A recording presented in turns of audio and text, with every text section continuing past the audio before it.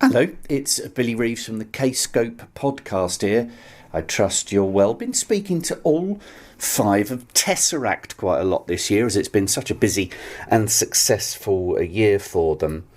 How about we have a little chat about the side hustle advice for young musicians starting out. TesseracT are particularly good at this. You'll hear in this section from Daniel, Ackle, finally Jay. But first, James. I think this is extra important in this business, but also I suppose you could apply this to anywhere in life, really. I think I guess as a musician, your main skill or talent that people know you for is playing your instrument or writing music or whatever.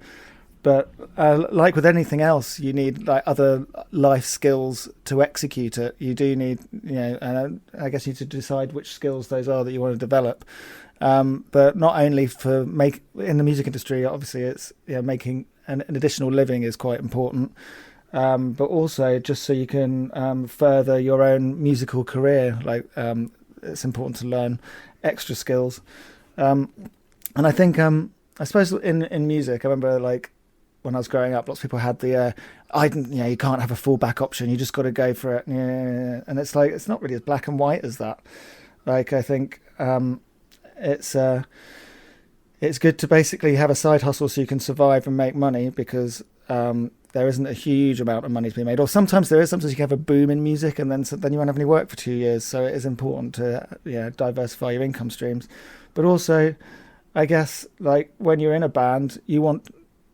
I know for me anyway, you wanted to be able to get into the music industry to get to know people, to promote your own music. And the only way I did that was through what I was doing in my side hustle, which all came together, which was, music publicity, getting to know everybody, getting to know journalists, saying, oh, look, check out my band. Yeah, and which initially you realise later in your career goes, you'd made loads of mistakes, but that's, and you did things that I wouldn't dream of doing now. But that's also the whole process of learning. I think... diversifying what you do skills-wise and income-wise is absolutely essential.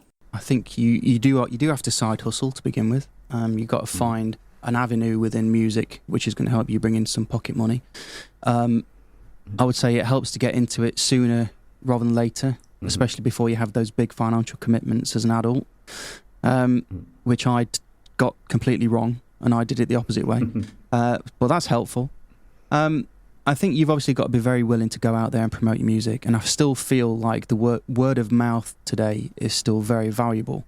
So I think being out there on the road and touring and making friends and being personable with being very open and creating and cultivating a following is still incredibly important, because I think people fall into the illusion that it's all about TikTok and social media and getting recognised, and it really isn't.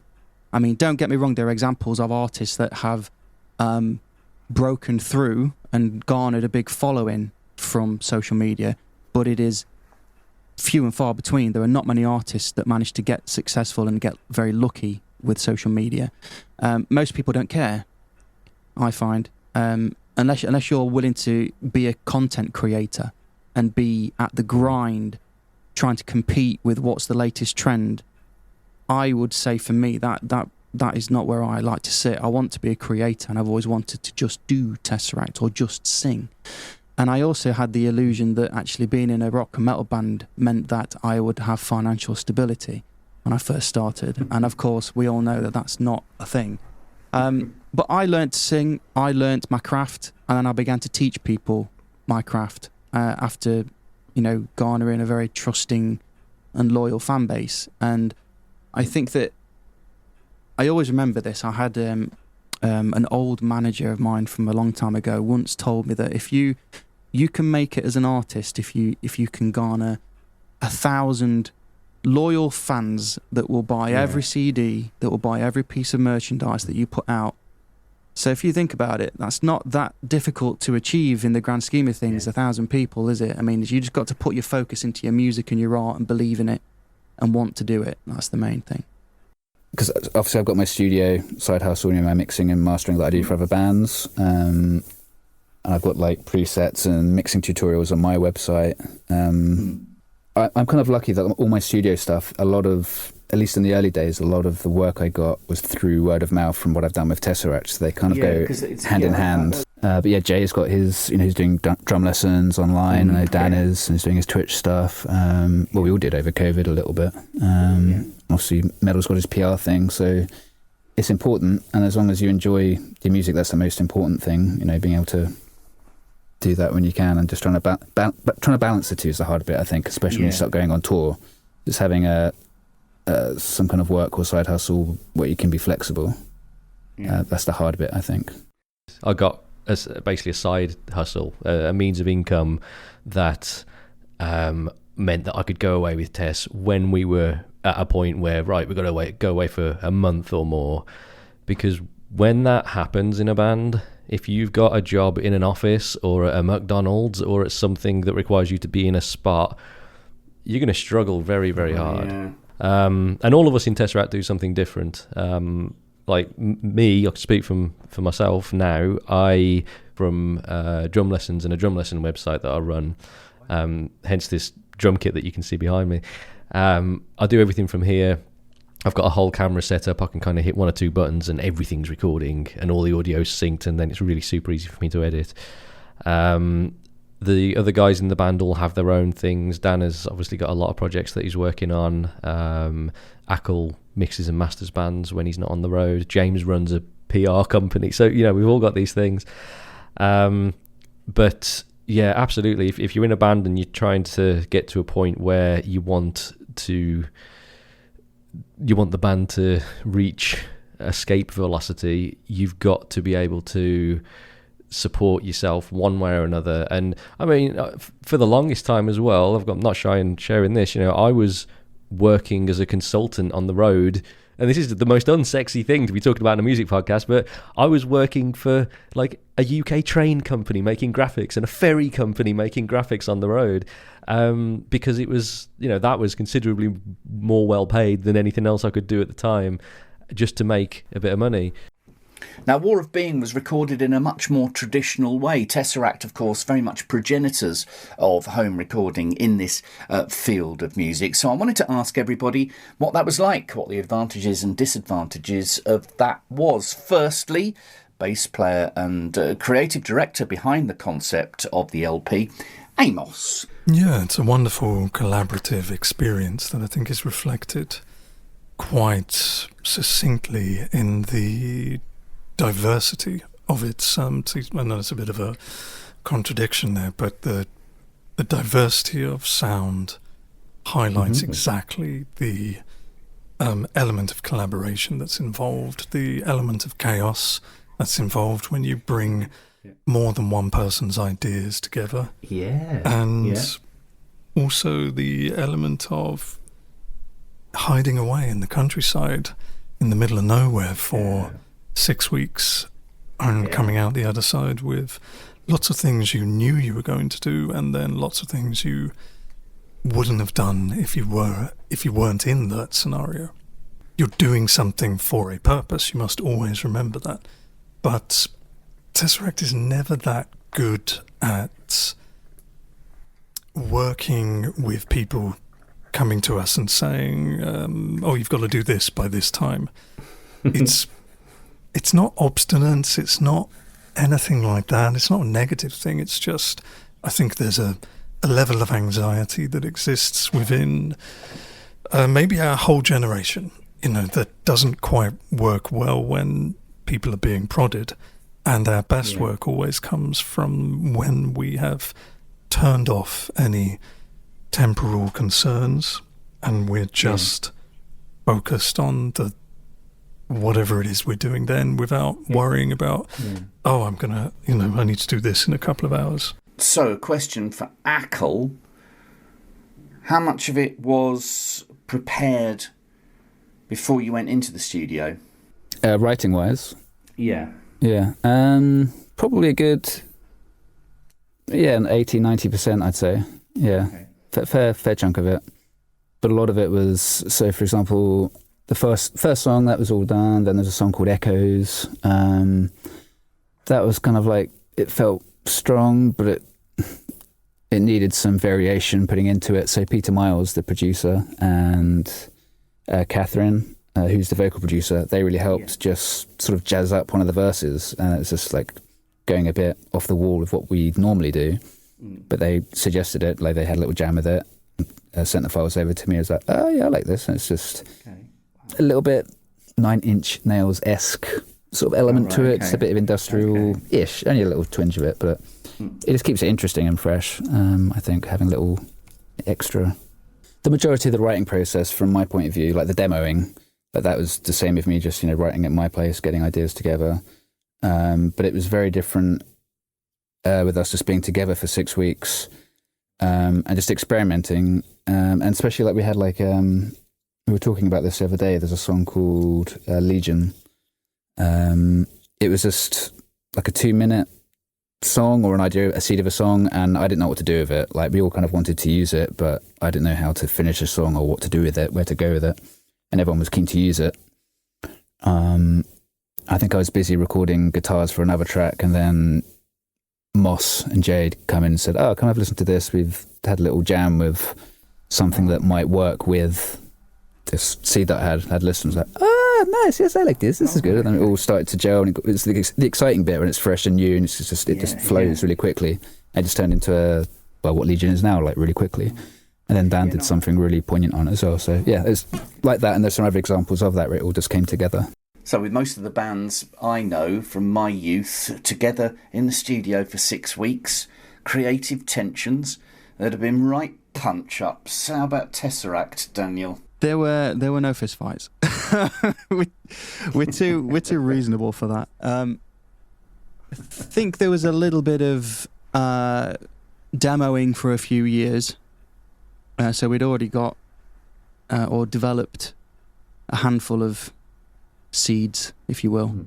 But they really started to take form when we got into the studio together as a band and actually played the music together, fleshed it out, really, really thought about it, which was very refreshing. We all managed to actually learn the songs and get it under our skin before we recorded it. And in the past, it's always been, okay, write like the Clappers and then record it and hope for the best. But this time was different. So yeah, we had the luxury of time. We definitely, everyone had an input. We sat and listened to the songs every night. If someone had an interesting idea, we'd be like, hey, come over to Studio A, come and check this out. And we'd immediately go check it out. Yeah, that works, that doesn't, or whatever.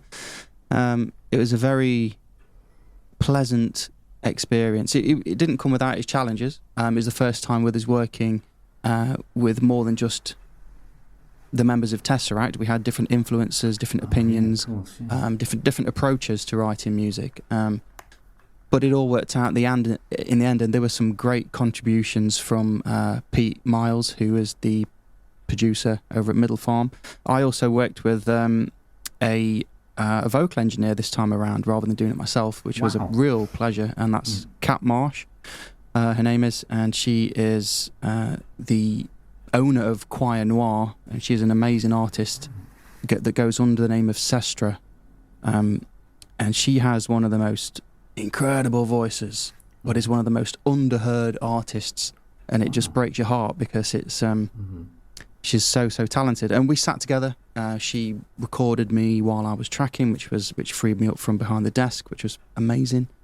And she also contributed to some of the refining process of the lyrics and the melodies in places as well. So it was nice to get a different perspective on that and actually work together with somebody.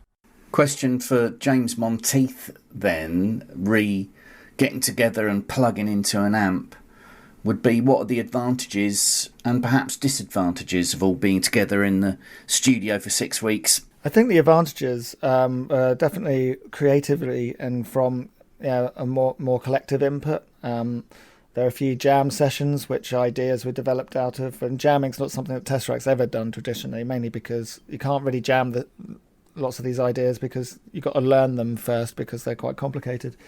So I think especially in sort of the rhythmy sort of areas, there was quite a lot of development in a jam style, which was cool. But also, I guess having like a much wider range of toys to play with.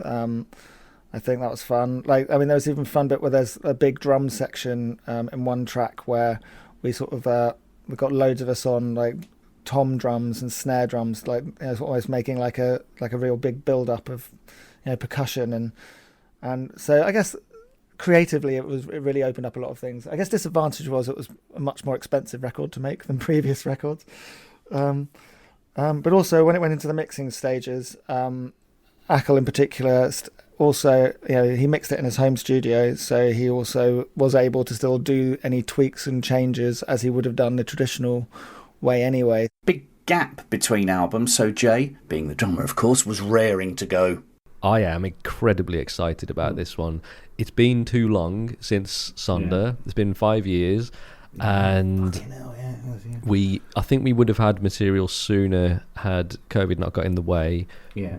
But what that time did afford us to do is really get to know the music to a point where we could take it to the level where we could go into a studio, and the end result is just an incredible record. It's much longer. It's clocking in at around an hour. Right. Value for money. Yeah, there you go. Value for money. It's sonically just bigger than anything we've done before. We've worked with the best people you can work with, the people that we're really excited to work with. We got together and collaborated with this one, and it went to some really wonderful places when we got into the studio. The demos that we'd realised just became so much more than they were, and they were already sounding amazing. We could have released the demos as an album. It could have been I'm sure Kscope will at some point in the rare tracks in the future. Now, Ackle also confirmed that there were no creative tensions in the studio, and he had a theory as to why.